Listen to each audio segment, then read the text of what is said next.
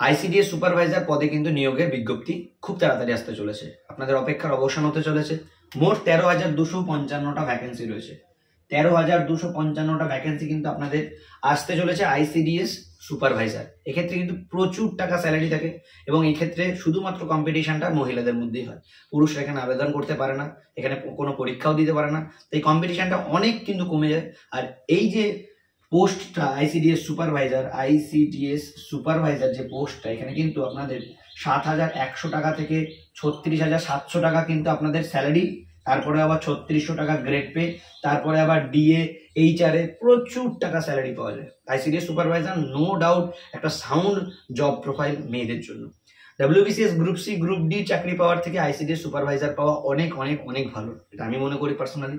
এবং এই ICDS supervisor কবে আসতে চলেছে আমি আপনাদেরকে প্রথমেই বলে রাখি যে কিছুদিন আগে কিন্তু আমি আরপিএফ কনস্টেবল এবং আরপিএফ এর যে এসআই সেটা বেরোনোর বিজ্ঞপ্তি কিন্তু আমি তার 2-3 মাস আগে জানিয়ে দিয়েছিলাম যে আপনাদের আরপিএফ কনস্টেবল আরপিএফ এসআই আসতে চলেছে, এবং সেটা কিন্তু একদম হাতে নাতে আপনারা প্রমাণ পেয়ে গেছেন। আপনারা আমার চ্যানেলে ভিডিও আছে, দেখে নেবেন। তাই বলে দিয়েছিলাম যে এত ভ্যাকেন্সি আসতে চলেছে। হ্যাঁ, একটা কি মিস্টেক হয়েছিল যে আমি একটু ভ্যাকেন্সিটা বেশি বলেছি, তার থেকে একটু কম এসেছে, কিন্তু এসেছে। এক্ষেত্রেও আপনাদের সেম হবে। 13,255টা ভ্যাকেন্সির কথা বলছি। 13,255 না আসুক, 6,000 আসুক, কিন্তু আসবে। 6,000 ভ্যাকেন্সিও আসবে, কিন্তু আসবে কবে আসবে, কিভাবে আসবে, সমস্তটাই আজকের ভিডিওতে জানিয়ে দিচ্ছি। লাস্ট অব্দি দেখতে থাকুন। তো প্রথমেই বলি যে আপনাদের কিন্তু এখানে বয়সটা থাকে 18 থেকে 42 বছর পর্যন্ত, অর্থাৎ আপনাদের বয়স ন্যূনতম 18 বছর এবং ম্যাক্সিমাম 42 বছর পর্যন্ত কিন্তু আপনারা আবেদন করতে পারবেন। এক্ষেত্রে কিন্তু আপনাদের ন্যূনতম উচ্চ মাধ্যমিক কিছু কিছু ক্ষেত্রে থাকে পোস্টে আইসিডিএস সুপারভাইজার, আর মেইনলি থাকে হচ্ছে বিএ অর্থাৎ গ্র্যাজুয়েশন। বিএ বা গ্র্যাজুয়েশন, বিএ লেখাটা ভুল, গ্র্যাজুয়েশন মানে আপনাদের গ্র্যাজুয়েট পাস করে থাকতে হবে, এবং আপনারা কিন্তু আর কিছু এক্সট্রা কোয়ালিফিকেশন না থাকলেও আপনাদের চলবে। আপনাদের মেইন সিলেবাসটা কি থাকে? মেইন সিলেবাস থাকে আপনাদের একটা প্রিলিমিনারি এক্সাম হয় 100 নম্বরের, এবং সেখানে আপনারা 1 ঘন্টায় সময় পাবেন। 100 নম্বর একটা প্রিলিমিনারি এক্সাম হবে এবং এখানে নেগেটিভ মার্কিং থাকবে। তারপরে কি হয়? মেইন এক্সাম হয়। মেইন এক্সামে কি হয়? মেইন এক্সামে আপনাদের 4টে ক্যাটাগরি থাকে এবং 400 নম্বরের পরীক্ষা। কি হয়? প্রথমে ইংলিশ থাকবে, যেমন থাকে এসে রাইটিং, রিপোর্ট রাইটিং, এসব ইংলিশ থাকবে, 100 নম্বরের হবে পরীক্ষা।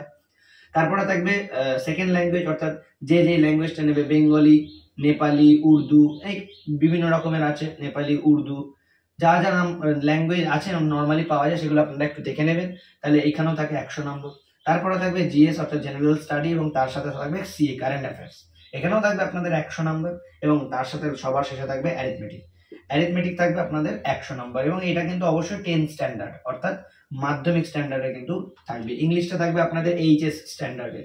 তো এই রকম ভাবে কিন্তু আপনাদের ক্যাটাগরি করা রয়েছে, মানে সিলেবাস করা রয়েছে, এক্সাম প্যাটার্ন করা রয়েছে। এইভাবে কিন্তু আপনাদের কোনো এফিসিয়েন্সি টেস্ট এখানে হয় না।